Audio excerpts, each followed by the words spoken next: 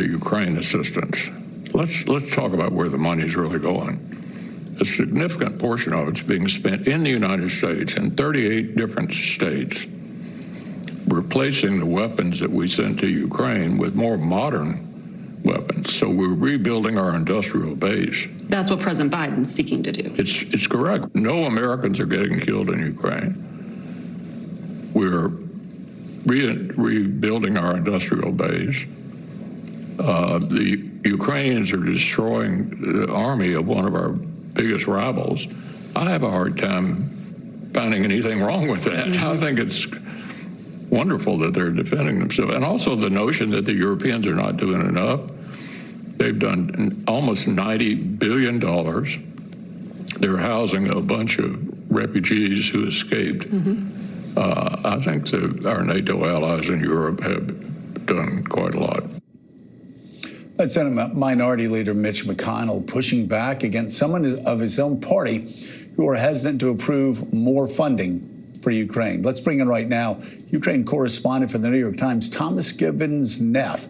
He's also a former Marine corporal who led a sniper team in Afghanistan. He recently spent a day embedded with the Ukrainian troops and reflects on those conversations in his latest piece entitled Ukraine, a Sniper Mission and the Myth of a Good Kill.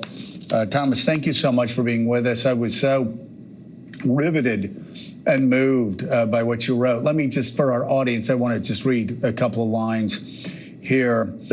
We kill not because we're vicious, but because it's our order, our duty, Raptor said. Raptor stood in front of me wrestling with something we dared not talk about in Afghanistan. He was breaking the fourth wall. I think about the people on the other side, he said. They may not want to be here, but they are here. Raptor was working his way through the subject that sniper cultures often avoid. Few times during my deployment did I pause to consider the Taliban, at least in conversation. It would take years to realize how indoctrinated we all were. Thomas, thank you for your service. Thank you for this article. And talk about this extraordinary experience of actually being let in to follow Ukrainians around as they were doing what you were doing in Afghanistan. Yeah, no, thanks for having me. No, I mean, it was definitely kind of a surreal moment. I mean, we had been with the team for a few days and had gone on a mission before. And it was earlier in the day, and, Raptor had kind of just come off the gun or off one of the spotting scopes. And we had talked about it at breakfast before about kind of the mental gymnastics, I had gone through and my teammates had gone through in the Marine Corps and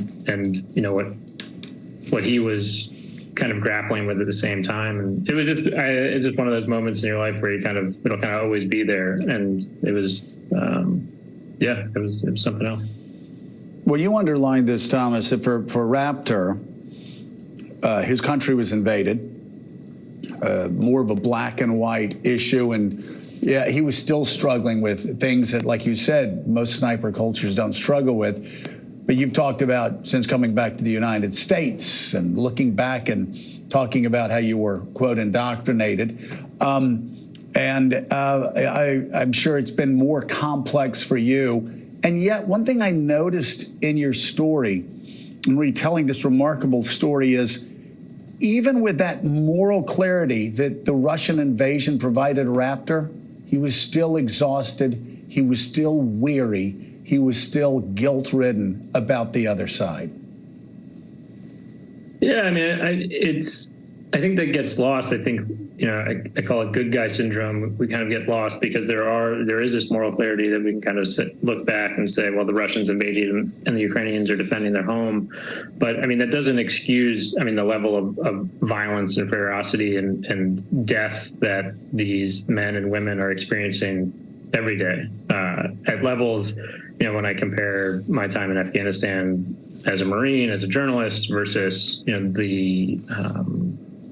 what's happening on the ground in Ukraine. I mean, it kind of melts your brain sometimes.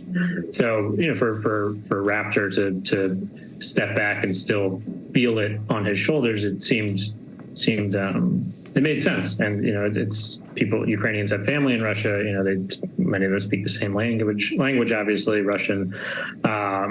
So he's processing a lot too, that, I didn't really hit on all those notes in the article.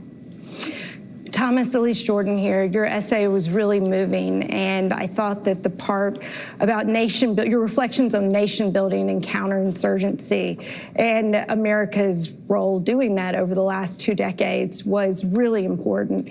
How today, when you see the Ukrainian soldiers that you embed with, how is their morale different than what you and your men experienced in Afghanistan with a more vague mission? Yeah, that was actually a conversation at breakfast with Raptor, and I think it was before that mission. But I said at the end of the day, no matter what happens, no matter what, you have your own puzzle, and you're making your own choices that will end people's lives. But you can always go to bed with the fact that you're defending your home, and that obviously was something that we did not have in Afghanistan, especially 8-9 years into the war. I think that had been diluted as far as the September 11th attacks and what exactly we were doing there. All right, Ukraine correspondent for the New York Times, Thomas Gibbons-Neff, thank you so much for being here. We greatly appreciate it. Yeah, thanks for having me.